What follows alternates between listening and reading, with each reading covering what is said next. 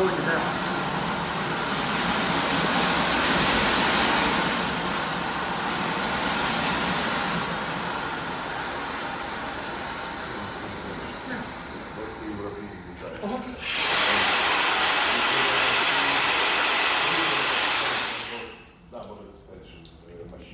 Double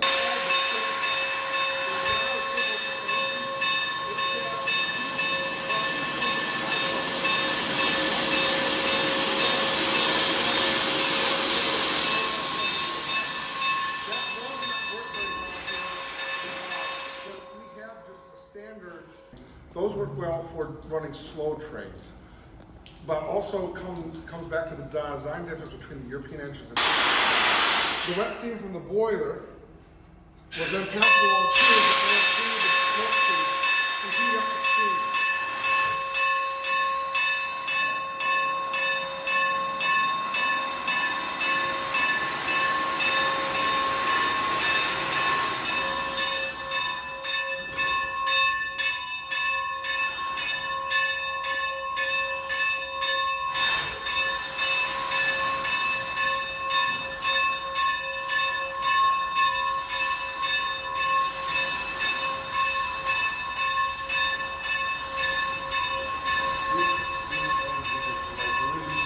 Yes, it is.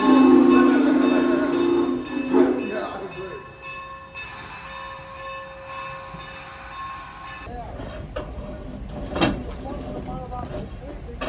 All the ash front, back out the front, moving the ash back to the tank. We have a solid carbon that will burn around 2,000 degrees Fahrenheit.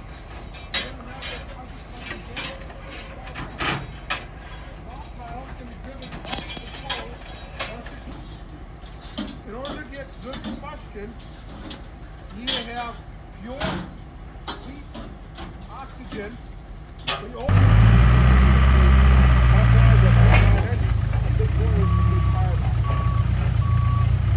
Over here, he's getting a pump. We do not have a pump treatment. We use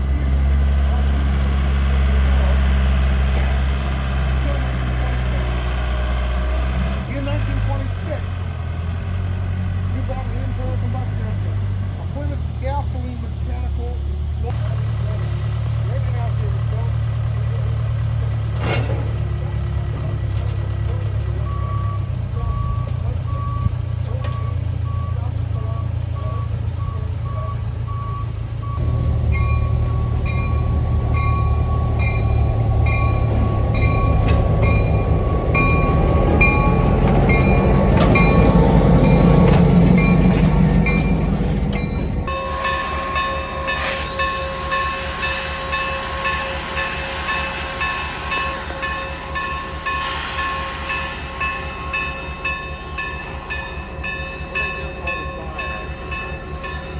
Gets taken away, but I'm not sure where.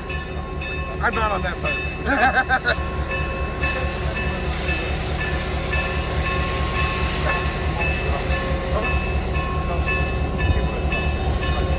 It's the dark aspect is the top from the smoke, and then the lighter from the steam there, the gray. That's the steam. So right now you're looking at a combination. It's in the firebox, it's on the ash pan. Now running down the ash pan so we dump it out. It doesn't create as big of a cloud of ash. The ash can get over the equipment, your ingredients, a little amount, we're not concerned about, but when you have big ash clouds, you don't like it. So also, if you get big ash clouds over the engine, ash can start working for you, the bearings going out, the bearings can be controlling. So we overhauled 90. The number 5 crank pins are black small is the number 1 crank pin. The number 5 is underneath the firebox, underneath the ash pan. They're supposed to most amount of ash, they're the most worn crank pins. Soybeans are number 24, same age as the number 1 crank pins on the very front of the engine. You don't see the fly ash, they're the least worn. Forced to either exhaust steam from the piston chamber or to a mid steam. So in this diagram, the steam would come down from the boiler into the piston valve or spool valve up here. Last thing with the boiler would be in the center section, and we surround that center section with the valve. If that valve moves forward, it's stacked. The chopping noise that you hear is the steam being exhausted from the cylinder. Now, if you control the valve movement to your proper motion of your piston, you need to have a valve gear on it. The valve gear that's wrong here is the Walchert valve gear. This valve gear was invented by Edgar Walchert in Belgium. And take a look at the pressure. We're up around 100 psi. Now, I'm not going to open this up very far yet. I want to see how hot it is. And if you guys want to take pictures, get your cameras out.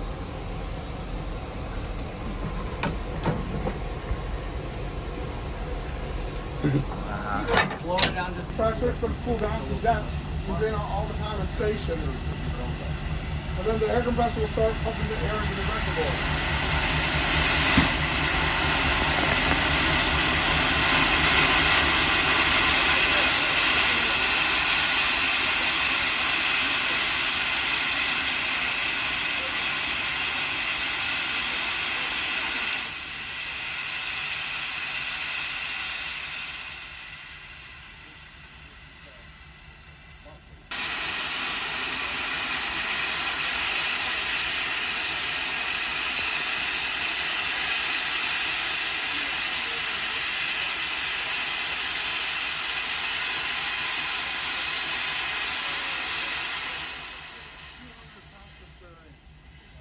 Into the boiler.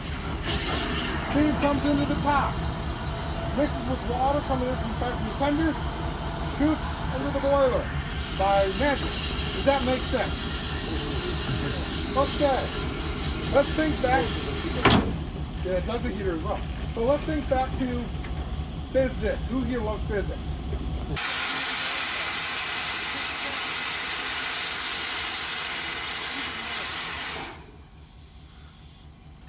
That's basically what the nozzle is doing. It's tapering down. It's decreasing the speed and decreasing the pressure.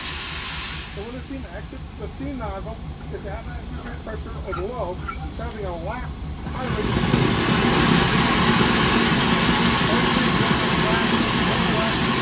Job that too. As it's pumping up the air pressure in the main reservoir.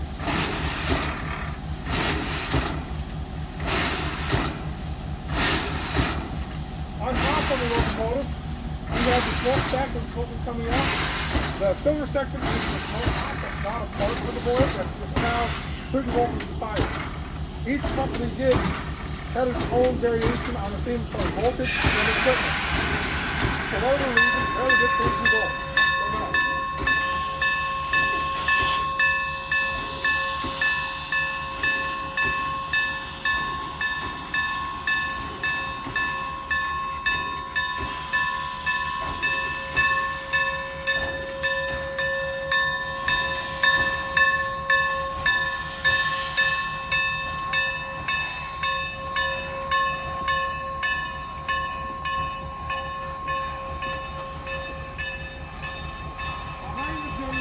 The steam dome is the highest place under the platform.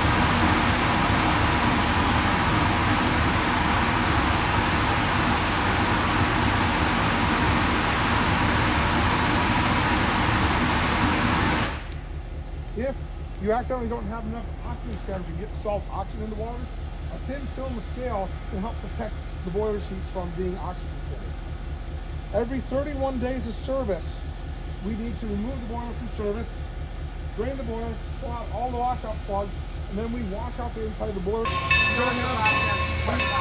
don't have any.